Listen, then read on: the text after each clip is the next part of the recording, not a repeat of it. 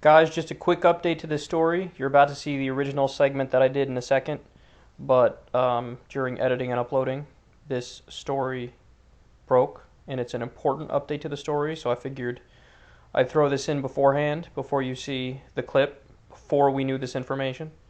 So the Daily Beast and a few other outlets are reporting that Nicholas Cruz, the guy who did this mass shooting, trained with white supremacists, wore pro-Trump hat in school. The pro-Trump hat thing, okay, I don't... There's a lot of Trump supporters. The overwhelming majority of them are not terrorists, that goes without saying. But trained with white supremacists, that's, yeah. That would make him a terrorist. If he indeed killed these people to try to spread his white supremacist ideology, then, yeah, that would be terrorism. And you should take note of how many outlets will call this guy a terrorist now that we know this. And it was a white separatist paramilitary proto-fascist organization. So yeah, if you're doing violence in the name of that political ideology, white nationalism, then that would be the definition of terrorism. So we'll see if he gets charged with terrorism. My guess is no. And we'll see how much the media refers to him as a terrorist. My guess is they won't refer to him that much as a terrorist, if at all. But yeah, that is what this guy is. So you can change his label from mass shooter to terrorist. But anyway, now to the original segment, and you will see my breakdown. Obviously, everything else I say in the segment is accurate. Just replace mass shooter with terrorist. We had another gigantic mass shooting yesterday. Let me show you some of the facts of what happened. At least 17 people were killed in the school shooting. At least 15 others were hospitalized, with 5 individuals sustaining life-threatening injuries. Teenagers and adults are among the victims, according to the Broward County Sheriff's Office. So this happened in Florida. At least 12 people were killed inside the school building. 2 others were killed outside, and another person was fatally shot on a street corner when the suspect fled the scene. At least 2 died at the hospital, Broward County Sheriff Scott Israel said at a press conference Wednesday. The sheriff said the 12 victims killed inside the school have been identified, but law enforcement is not releasing their names. A football coach was killed, and the son of a sheriff's deputy suffered a non-life-threatening injury after he was shot in the arm. Around 2:30 p.m., just before class dismissal, the fire alarm went off and shooting began. A law enforcement official told CBS News it was believed the suspect pulled the fire alarm before the shooting rampage, so the whole idea was, let's try to lure out more people and kill them. The lone suspect, and now he's in custody, is 19-year-old Nicholas Cruz. According to Broward County Sheriff's Office, he was taken into custody off school property about an hour after the shooting and was initially transported to a nearby hospital. He has since been transferred to the sheriff's headquarters, reports CBS News.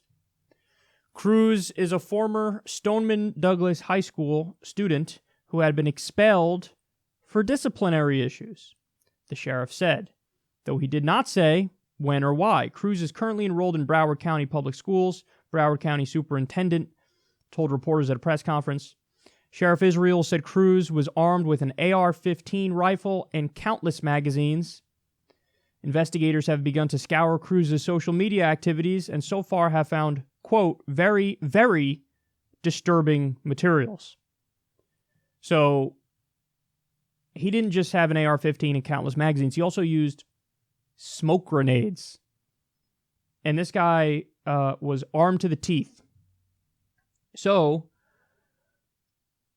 this happens way too often in the U.S. In fact, it's sad to say, but it's true, it just keeps happening that after one of these instances, The Onion, of course, the satirical news outlet, tweets out an article that they did in 2014, which is relevant virtually every month since then. And in that, they say, there's nothing we could do to stop this, says the only nation where this occurs regularly. And that's true. That's true. I mean, that's just the fact of the matter. You don't see mass shootings this often in any other developed country, or even any other country. So that's a fact. That's a fact, and it's a sick one that we have to digest and understand.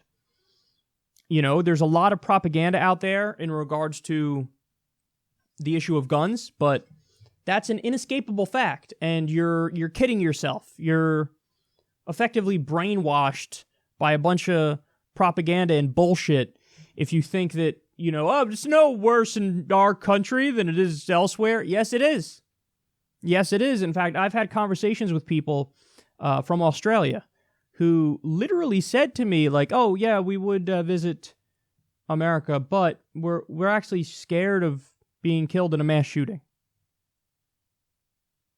Now, if you live in America, you think, well, come on, man.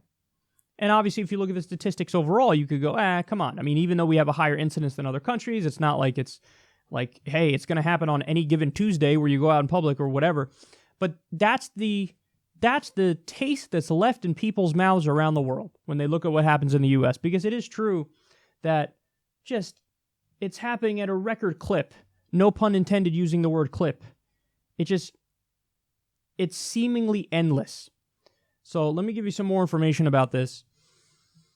Nicholas Cruz, the guy who carried out the mass shooting, he had shot at somebody's chickens not that long ago. It was a neighbor. The neighbor said, this kid's messed up. He's killing my chickens, or trying to kill my chickens. To be fair, I'm not sure if the chickens are actually dead or if he was just fucking around and shooting at them. But that's one of the first signs of somebody who's psychopathic, is they love to hurt animals or torture animals. That's one of the first signs. They also say he recently had bitten a child. I don't even know what that means, but that is a sign of some sort of deep psychological issue. He also stole residents' posts. I don't know what post is. Mailbox, I guess? Stole residents' post. And they say he threw eggs at a neighbor's car while the neighbor was driving. He was banned from wearing a backpack to school when he went to school because he had repeatedly made threats so much that people were like, we don't trust him with something where he can conceal anything at all. He could conceal stuff in his backpack. We don't trust him. Everything needs to be out in the open when he shows up somewhere, because this dude has some serious problems. So they spoke to the kids at the school, and virtually all of them said the same thing. And all the ones who knew him, they were like, oh yeah, we always joked he's going to be the next mass shooter. This is so chilling when you go through this, because it's not just that the signs were there. There were overwhelming evidence was just screaming at everybody. Now, perhaps the most frustrating part of this, in September, a YouTube user by the name of Nicholas Cruz, spelled exactly like he spells it, it's Nikolas, which is that's not a very common spelling of Nicholas, so somebody by that name on YouTube left a comment on a video stating, quote, I'm going to be a professional school shooter. Now, the person who posted that video, and it was a video on a documentary about a mass shooting that happened in the 1960s, but the person who had that on their channel immediately contacted the FBI, to their credit, and the FBI immediately answered, and then the very next day they went and they interviewed Nicholas Cruz. Apparently they missed quite a bit here, because they ended up not doing anything, so they interviewed him, and then they whatever, and then they left. And then he was still able to legally own a gun and pass a background check. That ticks me off to no end. Because what good is the background check if you have no standards? So if the idea is you just go through the motions, like, oh, okay, we're going to do a background check. Oh, shit, there's a lot of damaging and questionable stuff here. Anyway, here, we're going to sell you the gun now. Then what was the point of the background check? What was the point of the background check? I think there's an implication when all reasonable people talk about a background check where if you happen to come across somebody who has bragged, I'm going to be a professional school shooter, the background check covers that for those people to say, oh, we're not going to sell you a gun now, bitch. But no, we have this thing where it's just, what are we, all on autopilot? Like, oh, okay, here, let me do the background check. There's a lot of questionable stuff. Okay, I'm going to sell it to you anyway. Well, no, you're allowed to have standards, and you're allowed to use human reason and judgment, and you're allowed to be logical about it. And, you know, that's one of those things where even if somebody tries to push back against you, you can stand your ground and say, no, we're not going to sell him a gun, and nobody should sell him a gun, because look at his record. Now, I get it. Some people will say, well, he'd go to the black market anyway. But here's the point. Only some of the people who are rejected from buying a gun legally will have the ability to get something on the black market. Not everybody has the social skills to make the connections to meet a fucking on-the-street gun dealer. So you're going to have a giant decrease in instances of people who are going to carry out these kinds of crimes being able to get their hand on a weapon. It makes it harder. That's the point. It's obviously not foolproof. It's obviously not, hey, if you stop people like this from getting a gun legally, all of them will never be able to get a gun. No, obviously, in some instances, somebody's going to go to their fucking grandpa's house and find the key and open his gun drawer and get a gun and then go do a terrible thing. Or some of them will somehow get the connections to the black market and get a gun on the black market. But it's all about disincentivizing as much as possible. And even if you have only a 50% drop in the people who are able to get those guns, well, then you just saved a tremendous number of lives. So I don't, for the life of me, I don't understand. I mean, you would think that if you're going to do a background check on people, thing number one you do is check for a comment like this on their social media accounts. And it's not even hard to find the fucking social media account. It's his goddamn regular name is the name he used on YouTube. So what are you doing in the background check? If you're not doing shit like this, is there no background check at all? Is it just, hey, check the criminal record and that's it?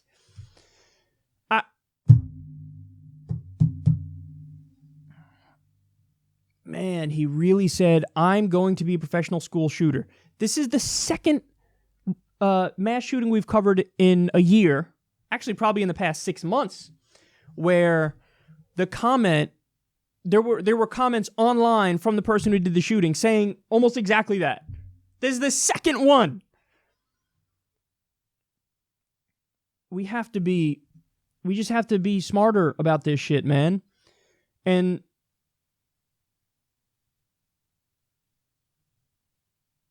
we discussed this about a year ago when this happened, but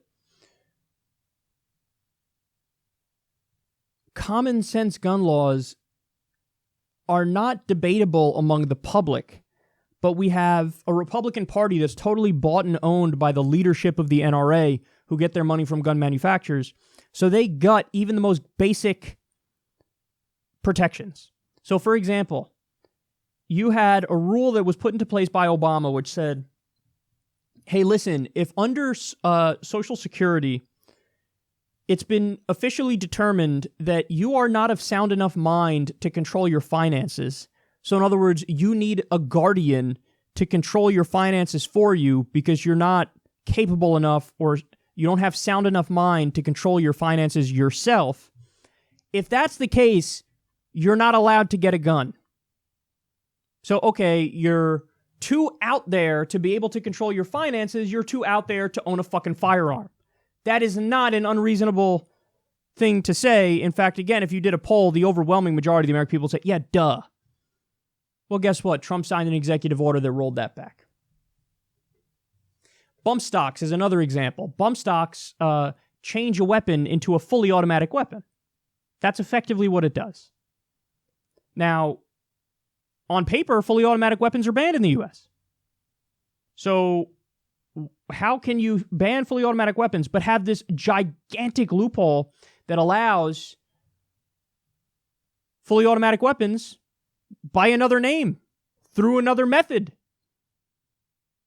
And after one of the last mass shootings, we learned, oh my God, the person had the bump stock. I think it was the one in Las Vegas when 58 people died. 58 people. 58 were taken out during a fucking concert from some asshole in a hotel room shooting at him. I think that's the one where he had the bump stock. We didn't even ban the bump stocks after that. Guys, we don't even have a universal background check. 93% of the American people say we want a universal background check. 93%! If 93% of the public want something and you can't get it, you don't have a representative democracy. On paper, the U.S. is a constitutional republic and a representative democracy. You can get rid of that representative democracy part if that's the case. Because if 93% of people want it and you don't get it, well, what do you need? 94, 95, 96%? But it has nothing to do with what you want. The NRA money controls the Republican Party, and they block any movement to try to fix these things at all, even the most basic things. Marco Rubio was on Twitter after the shooting saying, thoughts and prayers with the people who are affected by this. And everybody pointed out, you've taken literally over $3 million from the NRA, you scumbag. So don't give me that nonsense. It's just a platitude. Yeah, whatever, here, I'm going to throw some nonsense that doesn't mean anything at you after your child got slaughtered, massacred, and I'm not going to do anything to change it. Well, people are tired of the inaction, man. Do something. And don't get it twisted. I'm actually relatively moderate on the issue of gun violence in the sense that, I'm in favor of some regulations, but I'm not in favor of certain measures that I would consider extreme. So there is room for reasonable debate and disagreement on this issue. But what's not debatable is, hey, do we have it nailed right now? Because the answer to that is fuck no. I mean, people like to argue on the far right if they're solidly on one side of this issue. They say, well, the bottom line is more guns equals more peace. That's what they argue. And they say, you know how I know that? There are more good people in the world than bad people. So if you arm everybody, well, the good people with guns outnumber the bad people with guns. Therefore, the good people with the guns keep the bad people with the guns in check. So that's a theory. That's a hypothesis. Here's the only problem with that. You have to empirically test it to determine whether or not it's true. And when you run the experiment, it turns out that's just not true. So the United States is just absolutely swimming in a tsunami of weapons. We have over 300 million weapons. So we have more guns than any other developed country. And guess what? We actually have more gun violence. So that theory is factually incorrect. Hey, more guns equals more peace. Well, the U.S. has the most guns, and we have less peace. We have more gun deaths. So you're just wrong. I don't know how else you want me to say it. You're wrong. You're incorrect. We ran the experiment. We see the numbers. You're just wrong. Sorry. Now, I would have more respect for those people if they just came out and said, yeah, you know what? We're going to have a higher gun death rate, but I don't care because #freedom. Okay. That's a fair argument. You could take that position. That's fine. You can make that argument. I'm not going to begrudge you that. I might disagree with you. I at least disagree with you a little bit because I'm in favor of some moderate regulations. But just be honest about what your position is. Don't lie about it and say, oh, we have more guns, but that's going to be more peace. That's just not true. So I saved a few facts here for you at the end of this story that should put into perspective just how bad this issue is of gun violence in America. Roughly 185,648 people have died from guns in the U.S. since the shooting at Sandy Hook. When was Sandy Hook? I think it was 2012, right? So 2012, 13, 14, 15, 6 years? 185,648 people have died from guns in the U.S. since Sandy Hook. Sandy Hook doesn't feel like it was that long ago. You know what that means? We've had 3 Vietnams in our own borders from guns since Sandy Hook. We've had about 26 wars on terror in our borders since Sandy Hook. Let those facts sink in. Don't tell me we can't do anything. We should have a universal background check with strict standards, where if you find something like a post on social media, I'm going to be a professional school shooter, you go, okay, no, you're not getting a gun. And there should be penalties if that person gets sold a gun legally to the people who sold them the gun, of course. So universal background check with reasonable standards in place, of course. A ban on high-capacity magazines should be in place so that if somebody has to reload more often, you're making it possible that during one of these shootings you could have somebody tackle them. And you should also generally treat guns like cars. I don't think that's too much to ask. We look at cars like, oh, that's a weapon. So you need to pass a test in order to drive a car. Now, some people would say, well, listen, but you don't have a right to a car in the Constitution. You have a right to a gun in the Constitution. But here's the problem with that argument. That doesn't mean you can't have basic regulations on that right. So I agree, you can't ban guns. We agree. But can you regulate them? Of course you can. Somebody can't walk around and say, oh, I think I have a right to an RPG or a chemical weapon or a nuclear weapon. No, we go, that's a weapon that you're not allowed to have. Now, is that a restriction of their rights? No, just like even with the First Amendment and free speech, you can't do libel or slander. That's against the law. Hard to prove, rightfully so, but against the law. You can't do direct specific threats of violence. That's against the First Amendment. You're not allowed to do that, even though we have an absolutist free speech stance in this country. So you can have a right to bear arms while understanding, hey, you got to pass a universal background check. We can't have high-capacity magazines. The founders only had fucking muskets. They couldn't envision an AR-15. So you want to be literally, oh, everybody has a right to a musket. Well, I'm not even going to be that strict. I'm going to let you have more than a musket, okay? But you have to pass a universal background check. We have to have a high-capacity magazine ban. We have to have some test for people so we know if they're responsible or not. And listen, at the end of all that, guess what? We're still going to have a relatively high gun death rate compared to other modern countries. We just are, because many other modern countries really have banned guns. There's an inherent risk that's going to come with having more freedom on this issue. Got it, for sure. But the question is, where do you draw the line? And where we draw the line right now is beyond ridiculous if we've had 3 Vietnams since Sandy Hook. That's not a radical position I'm taking now, is it? So there are some things you could do. Universal background check, high-capacity magazine ban. That's definitely going to tick down those numbers big time. You know?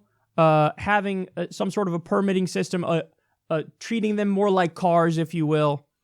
Because we already have some permitting systems, of course, state by state and stuff like that. But we got to start to move the needle on this to address the issue. I get it. No matter what we do, if we're gonna have guns that are legal, there are going to be some gun deaths. I think we all understand that. But the question is, how many are tolerable? And my contention is, hey, having 26 wars on terror within our borders since Sandy Hook, that's a bigger threat than any other threat that we deal with. You know, people get scared about terrorism. Oh my God, terrorism. Whoa, terrorism's the worst. You should be scared of it. Do you have any idea how much more likely it is you get killed in a run-of-the-mill mass shooting? A crazy person with a gun who's violent is way more likely to kill you than somebody with a political or religious ideology. It's just a fact. It's just a fact. So, but the media focuses endlessly on one because they view it as more sexy and, ooh, it's an outsider who did the attack. When it's just a white dude that has giant, massive psychological issues, everybody yawns and shrugs it off and we move on in the next 2.5 minutes. But if you want to be objective about the numbers, that's not your reaction. That shouldn't be your reaction. So I think there are some things we could do, and I think that shoving our head in the sand is really doing a disservice to the countless people who've been killed. Let's try to prevent the next one. I mean, let's try to prevent the next one in a reasonable fashion without going too far in restricting freedoms. I don't think that's too much to ask.